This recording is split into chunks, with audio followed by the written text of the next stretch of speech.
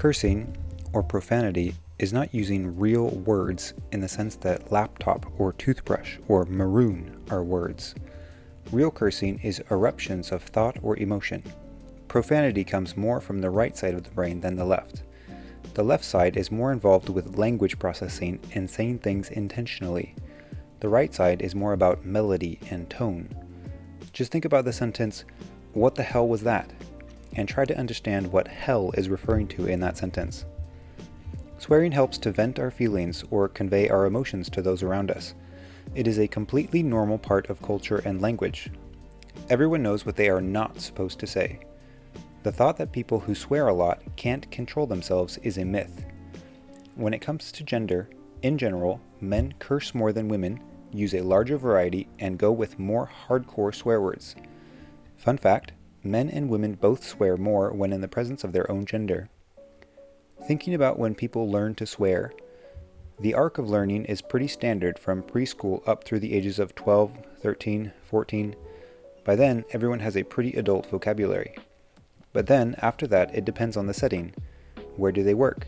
Do they play sports? Are they traveling a lot? People swear for many reasons.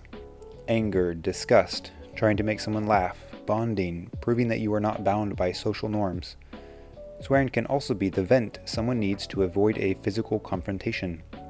It can give you the ability to let out emotion or anger in a healing way. Another myth about swearing is that it is mainly a poor person thing. While there might be slightly more swearing in blue-collar life, that doesn't mean that there isn't large amounts of swearing happening in the upper classes as well. In a study done about how large of a vocabulary someone has, the people with the larger vocabularies also had a larger swearing vocabulary. That is to say, the more well-educated people were also better at swearing. It just doesn't make sense to say that people are swearing because of a poor vocabulary. If you are trying to remember the word pantomime, you wouldn't just substitute a swear word in because you couldn't remember it. Ordinary people of all classes are cursing on a regular basis. I often hear people say that there is more swearing today than in the past, but this is very difficult to verify. Certainly, in public language, like TV shows, there is more cursing in language that would have been blasphemous. But history is written by the literate, and literate are able to censor what is being written down. So it's almost impossible to say with certainty how much swearing was actually happening back in the day. Language is always evolving. People feel differently about different words at different times in history. We are in the midst of the third era of swearing. The first was the religious era. Swearing to God was alright if you meant it, but swearing in vain was not okay. It was disrespectful to God. Actually, referring to swearing for cursing comes from the time when you actually had to swear by something to be accountable. In this era, there were many swearing euphemisms that popped up. Gadzooks, odds bodkins, egad, by George, geez, jeepers creepers, gee willikers. The second era dealt with bodily functions. People went from everyone living in the same giant hall with no privacy whatsoever to fireplaces creating the ability to have your own room. Before this, everyone was suspicious of people that wanted to be alone. Like, what are you doing by yourself, you and the devil over there?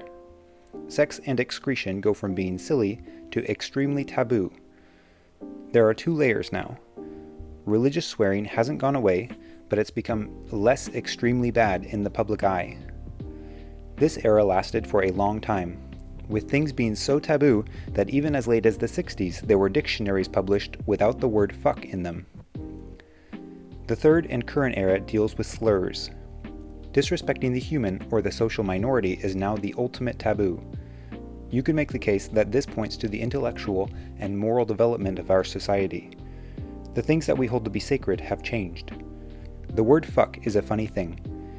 In Middle English prose, there were people taken seriously with the name Roger Fuck-by-the-Navel and Henry Fuckbeggar. These were people in the king's retinue. This wasn't meant to be funny. Even the names of some places, Fucking Grove, which was written on a sign as a location marker. Time goes on, and the spread of trade and capitalism means that swearing to God is not as necessary anymore. You can't always swear to God to ensure your honesty, so instead the guarantee of honesty became your continued willingness to do business. This decline in oath-taking may have contributed to the rise of taboo bodily function words. Then came the Victorians. the high point of power for obscene words. Even the word trousers became not sayable.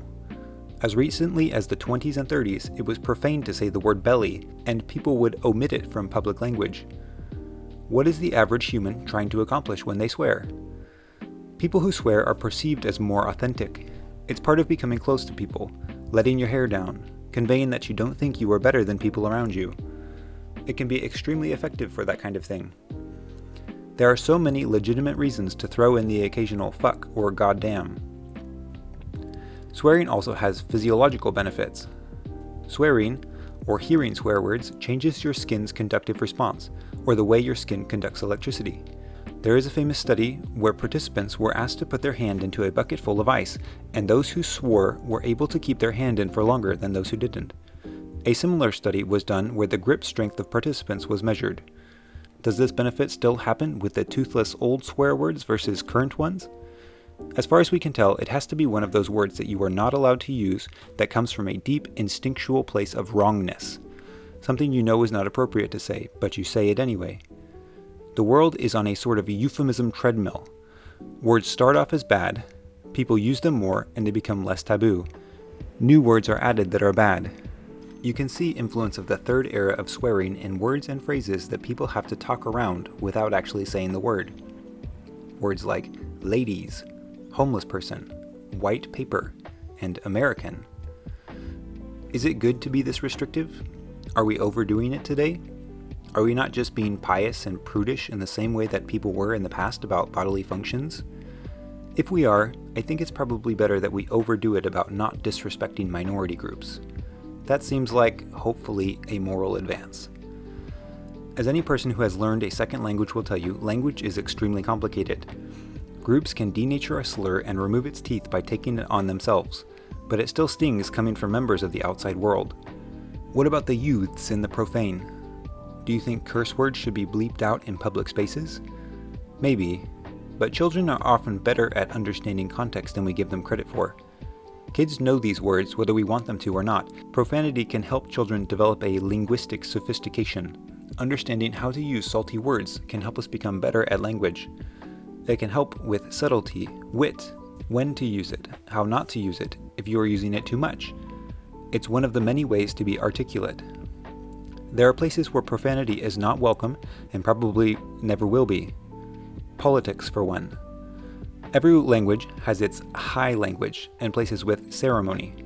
Profanity in the middle of ceremony is always going to seem a little out of place. What if Joe Biden said, "Putin is a real asshole"? This is rather trivializing. This is more of a towel snap word. It doesn't convey the severity of the situation. For something as extreme as Putin, or other people committing crimes against humanity, curse words are just things that we say every day. Putin is far beyond just an asshole, and to call him that doesn't convey the depth.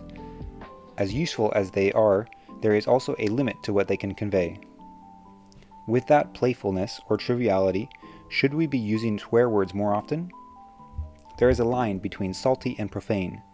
These words are a more honest expression of how we feel, but the words that used to be profane are becoming more and more common. Something is going to have to come in to fill the void. As mentioned before, it will probably be slurs. So, swearing more. Swearing is extremely useful. It's a toolbox. It's much more pleasant to be told to fuck off rather than to be stabbed. But in the Ice Bucket Challenge example, those who are habitual swearers lose the effectiveness. Using these words in the appropriate situations is great, but overuse can make them lose their oomph. So get out there and have a fucking amazing day.